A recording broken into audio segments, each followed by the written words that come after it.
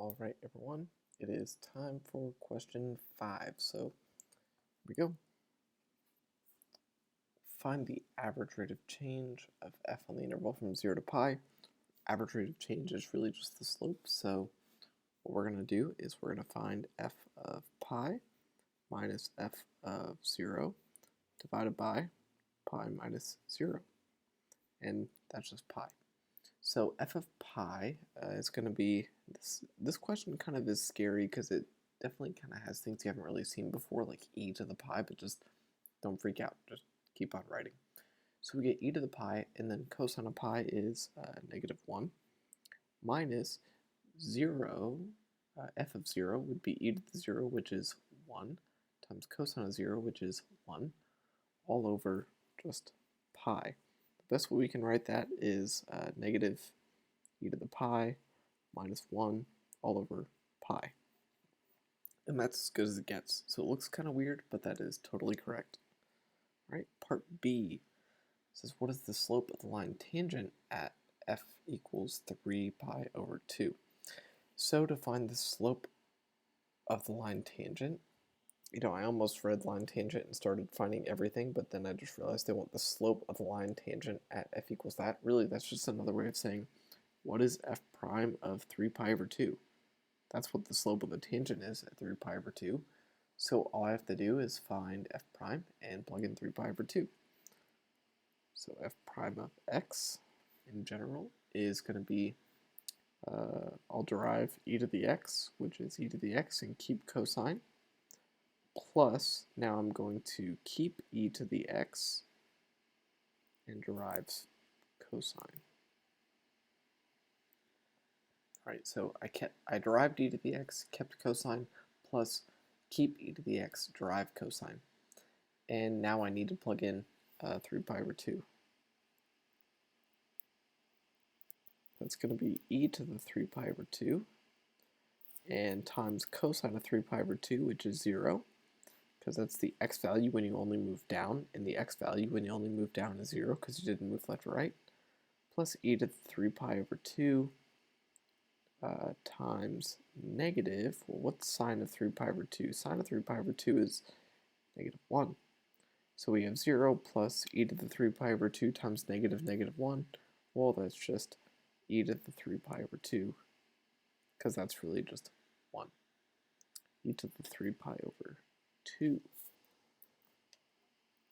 Careful.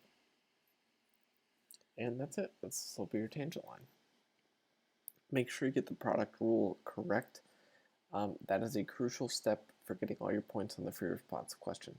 All right, up next, part 3, find the absolute minimum value from 0 to 2 pi.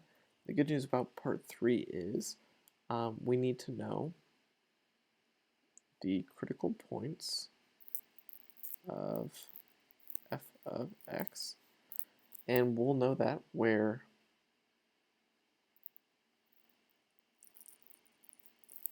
f prime of x is equal to 0 or undefined. Well, one quick note here is hopefully you can see, based on your trig and your exponential, there's no value of x. Actually,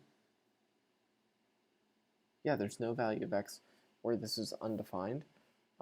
So it's just time to figure out where f prime of x is equal to 0. So let's set that equal to 0.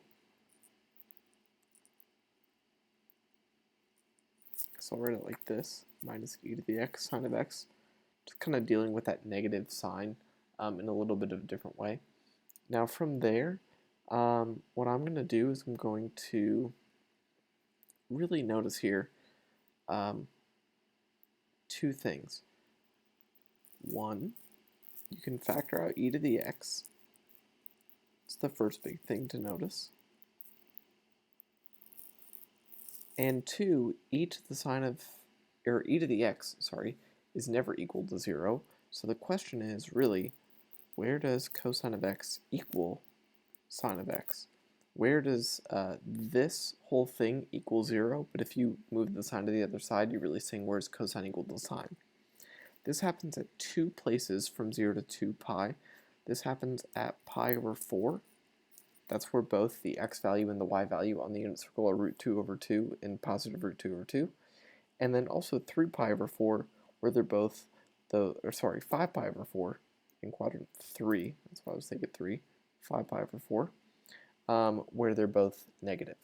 Those are the two places they occur. The question is f prime increasing or decreasing around these critical points? So we've got some investigating to do. F prime of x, we only care about pi over 4. We only care about 5 pi over 4. Now some convenient things here are that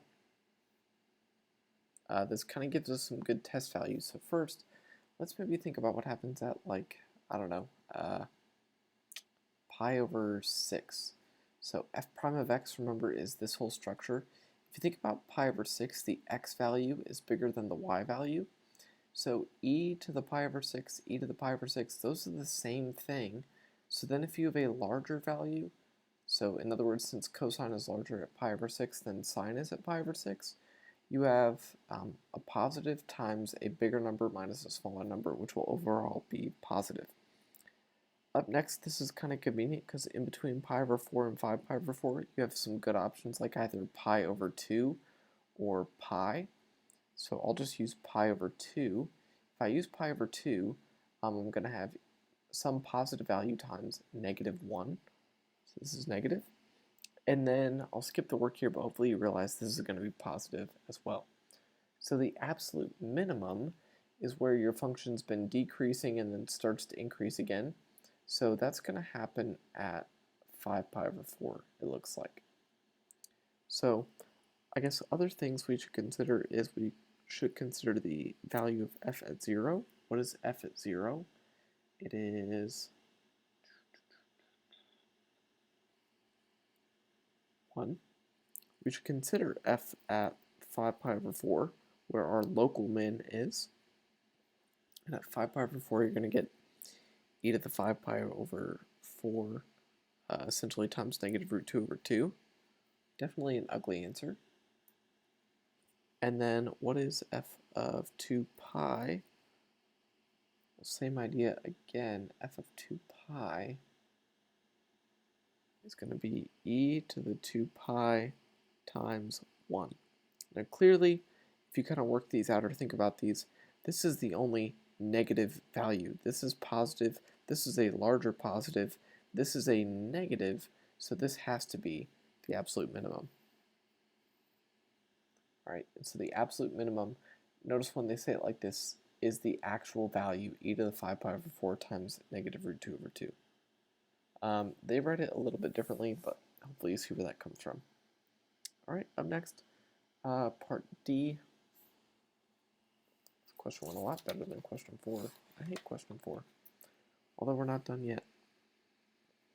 Part D, we have a differentiable function, g, such that g of pi over 2 is 0.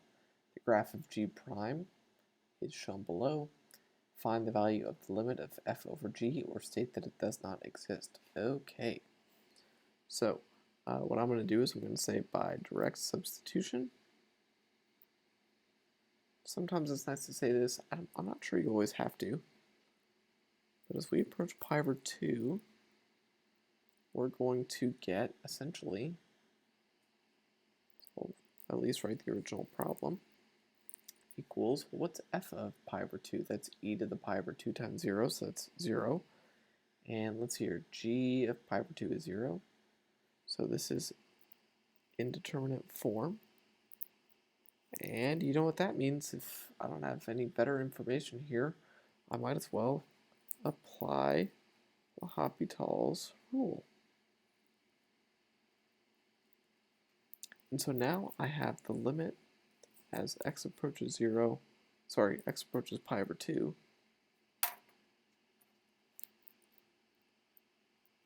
of f prime of x over g prime of x. That's kind of the formal definition, which is really the limit as x approaches pi over 2 of, well, let's write what f prime of x is. We've done that, or we've had that a few times. I'm going to use its like kind of factored form. So e to the cosine x minus sine of x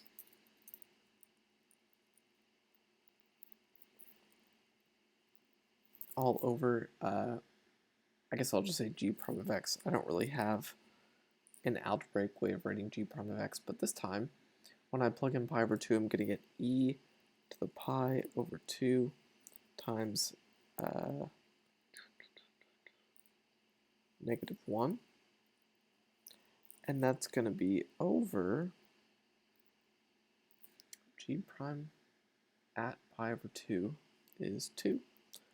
So I get negative e to the pi over 2 over 2. Gross. All right, so definitely interesting part there. It's a L'Hopital's rule question. And they also definitely, if you read the scoring guideline here, you need to have the limit notation attached to the derivatives. In other words, once you say apply L'Hopital's rule, make sure you still have the limit written next to the fact that you're deriving things going on here. So in other words, until you actually plug in pi over 2, at least formally state what you're doing next. So what does L'Hopital's rule formally say? Well, the limit of this is equal to the limit of the derivatives. So make sure you show that you're taking the limit of the derivative over the derivative. And again, don't confuse L'Hopital's rule with the the quotient rule.